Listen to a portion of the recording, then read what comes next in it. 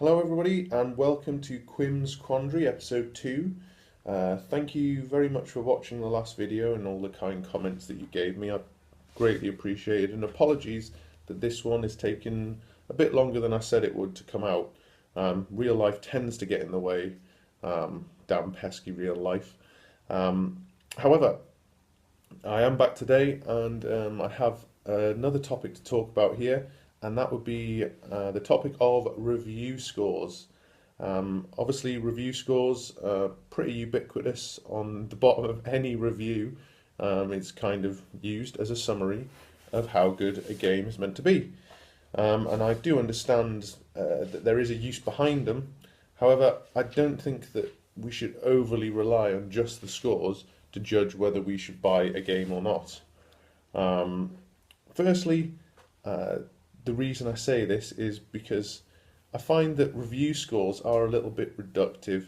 We've all done it. We've all skipped to the bottom of an article, looked at the number at the bottom, and judged whether, oh, we should buy this, or we should buy that, or we should avoid that game. Um, I don't believe that really this is that useful when it comes to deciding what games to purchase. Um, I mean, these people write the articles for a reason, and I believe that the content of the review to be more important than the score at the bottom. For example, you may skip to the bottom of a review and see a score of 8 or 8.2 or whatever scale the site happens to go off. Be like, okay, that sounds pretty good. Um, I think I might buy that. However, the guy in the review may have, or guy or girl rather, sorry, may have written something about a particular mechanic in the gameplay, which they, quite enjoyed, but it might be a mechanic that you've, seen before, and weren't a big fan of, and in fact that would probably count as a negative in your own mind. If that mechanic was, heavily um, pervasive throughout the game, then your mental score of 8.2 or whatever may actually be a lot lower than what the reviewer gave it. So I do think it is quite important to read the content of a review. I mean, after all, people go to great pains to review these games, and it's just a bit must be a bit disheartening if no one actually reads your content and just skips straight to your score. Um, I mean, I do understand that, in a world where, videos that last 6 seconds are all the rage nowadays, a lot of people, don't have time to read a review. Um, Watch the video reviews a lot of sites do it now. They're pretty much word for word on what the content's all about, or rather the game's all about. So, I mean, I would definitely, consider, if you're going to go by one review, at least consider the words that are being said. You have to bear in mind that reviews are an opinion piece, okay? They're not, the be all and end all, and, many sites have many different reviewers. Um, for example, you may find someone who reviews a game who is bang into, say, I don't know, Call of Duty, and thus, gives the game a, very high score. Um, Now, when you actually come to play it, you may actually find that you're disappointed in the game, etc. So, what I would probably suggest is not play Call of Duty. No, I kid. Um, is find a reviewer that you have a similar taste in games with. Um, so that way you become to trust their opinion more on a game. So, when they review a game, if they say it's good or not so good, you have a little bit more of an informed choice. Um, if that's how you want to do it, that's how I look at it when I go through, say, Polygon. I mean, to be fair, I do tend to trust the words of Polygon a lot more than, say, GameSpot.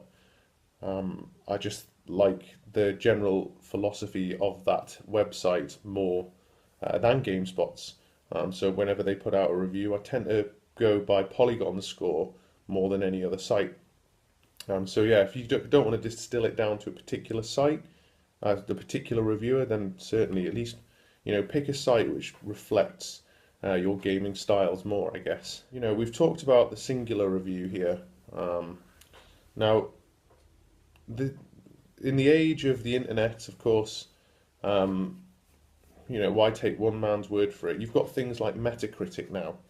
Um, well, not now, it's been around a while, but it's a very, very useful tool, giving you an average of, many, many professional gaming sites, uh, review scores, as well as user ratings. So, you get more of a mean score um, than you would by just, say, looking at, IGN score. IGN may give a game 9.5, Kotaku may give it, a 7. All of these feed into the algorithm and you end up with a nice average. And it can kind of give you an idea of whether a game is any good or not. So yeah, I think that's a more accurate way of judging a game. However, it's not. There are some cons. It's not immune to trolling, for example. The most recent example I can see would be Titanfall. Um, it got absolutely trolled to hell by Sony fanboys who, didn't wanted to try and put people off buying the game. So we're just rating it 0 and 1s and 2s and all of that just to try and bring the review score down. Of course, over time, when you know, this trolling stops and genuine reviews keep coming in, it'll boost the average up, but it's not totally immune to that. Um, so yeah, I mean, those are your choices really. If you're gonna have to go by scores, um, Metacritic's a great place to go. Um, but as I say, I think scores are a bit reductive.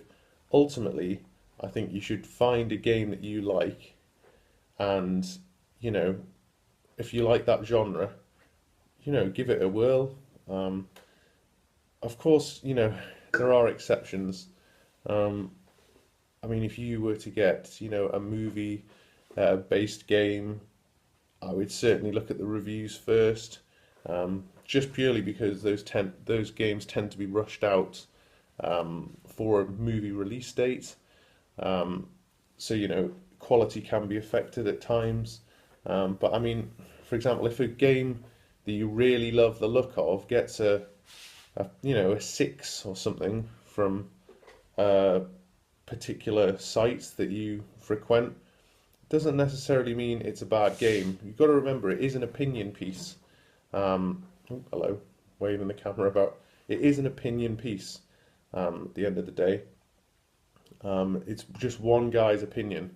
So if you really like the look of a game, but someone else says it's rubbish, it doesn't mean that you're not going to enjoy it. It just means that particular person did not. Also, just because a game doesn't get anything above a 9, it doesn't mean the game is bad. We have super high standards in the gaming industry nowadays, and we want every game to, be as perfect as possible. But, if a game doesn't get a 9, it doesn't mean it's necessarily a bad game.